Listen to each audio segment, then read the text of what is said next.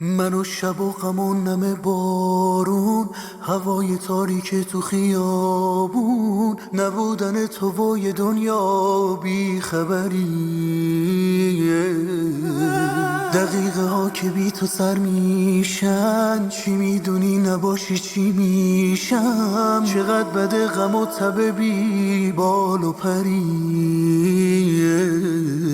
سخت شد تو رفتی و خزون زد و سرد شد، گلای باغچه دلم زرد شد، ولی هنوز تو بی خیالی.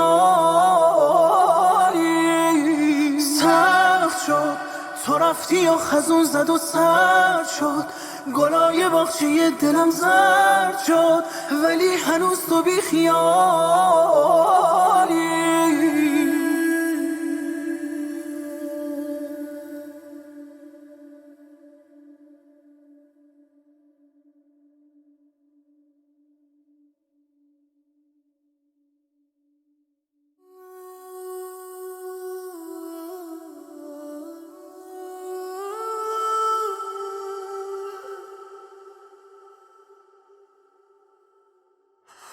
دلم میخواد تو باشی و شبامو با تو صبح کنم.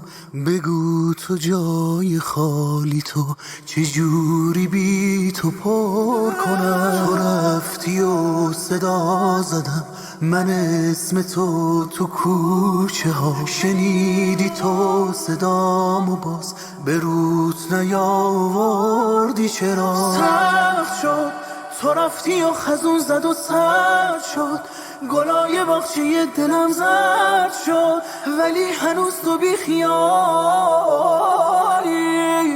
سخت شد تو رفتی و خزون زد و سرد شد، گلای باغچه دلم زرد شد، ولی هنوز تو بی خیالی.